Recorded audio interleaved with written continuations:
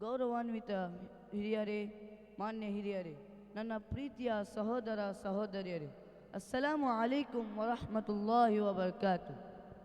ಸಹೋದರ ಸಹೋದರಿಯರೇ, ಅಲ್ಲಾಹ್ ಸುಬ್ಹಾನಹು ವ ತಆಲಾ ಅವನ ಅಪಾರ ಕೃಪೆ, ಅನಂತ ಅನುಗ್ರಹದ ನೆರಳಿನಲ್ಲಿ ನಾವು ಇಂದು ಈ ಅನುಗ್ರಹಿತ ಸಭೆಯಲ್ಲಿ ಒಂದಾಗಿ ಸೇರಿರುವುದು ನಮ್ಮ ಭಾಗ್ಯವೂ ನಮ್ಮ ಮೇಲಿರುವ ಅವನ ಅಪಾರ ದಯೆಯ ಪ್ರತೀಕವೂ ಆಗಿದೆ. ಅಲ್ಲಾಹ್ ತಾಲಾ ಮಾನವ ಕುಲಕ್ಕೆ ನೀಡಿದ ಅನುಗ್ರಹಗಳನ್ನು ಎಣಿಸಲು ಸಾಧ್ಯವೇ ಇಲ್ಲ. ನಮ್ಮ ಉಸಿರಾಟದಿಂದ ಹಿಡಿದು ನಮ್ಮ ಜೀವನದ ಪ್ರತಿಯೊಂದು ಕ್ಷಣವೂ ಅವನ ಕೃಪೆಯ ಫಲವೇ ಸರಿ.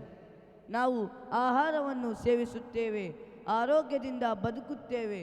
ಇವೆಲ್ಲವೂ ಅವನ ಅನಂತತೆಯಾದ ಕಾರಣದಿಂದ ಸಾಧ್ಯವಾಗುತ್ತದೆ. ಸಹೋದರರೇ, ಇಸ್ಲಾಂ ಕೇವಲ ಆಚರಣೆಗಳ ಧರ್ಮವಲ್ಲ, ಅದು ಜೀವನದ ಎಲ್ಲ ವಿಷಯಗಳಲ್ಲೂ ಮಾರ್ಗದರ್ಶನವನ್ನು ನೀಡುತ್ತದೆ.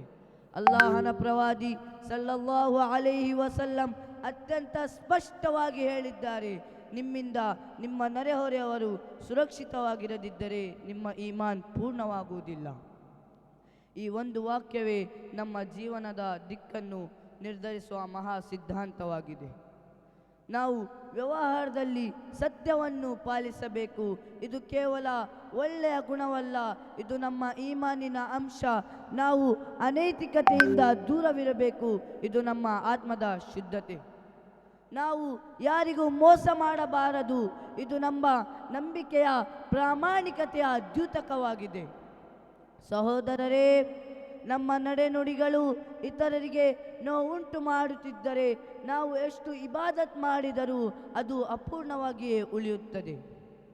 3 ಜನರು ಒಂದಾಗಿ ಮಾತಾಡುವಾಗ ಇಬ್ಬರು ಗುಟ್ಟಿನ ಮಾತನಾಡಬಾರದು ಎಂದು ಹೇಳಿದ್ದಾರೆ, ಏಕೆಂದರೆ ಅದು ಮೂರನೆಯವನ ಮನಸ್ಸಿನಲ್ಲಿ ನೋವುಂಟುಲಾಗುತ್ತದೆ. ಸಹೋದರರೇ, ಇವು ಸಣ್ಣ ವಿಷಯಗಳಂತೆ ಕಾಣಬಹುದು, ಆದರೆ ಇವುಗಳಲ್ಲೇ ಈಮಾನಿನ ಮಹತ್ವ ಅಡಗಿದೆ. ನಾವು ಇತರರ ಹೃದಯವನ್ನು ನೋಯಿಸದಿರುವುದು, ಅವರ ಗೌರವವನ್ನು ಉಳಿಸುವುದು ನಮ್ಮ ಕರ್ತವ್ಯವಾಗಿದೆ. ಇಷ್ಟನ್ನು ಹೇಳಿ ನನ್ನ ಮಾತನ್ನು ಮುಗಿಸುತ್ತೇನೆ. ವಾಖಿರು ದಅವಾನಾ ಅನಿಲ್ ಹಮ್ದುಲಿಲ್ಲಾಹಿ ರಬ್ಬಿಲ್ ಆಲಮೀನ್. ವಸ್ಸಲಾಮು ಅಲೈಕುಂ ವರಹಮತುಲ್ಲಾಹಿ ವಬರಕಾತುಹು.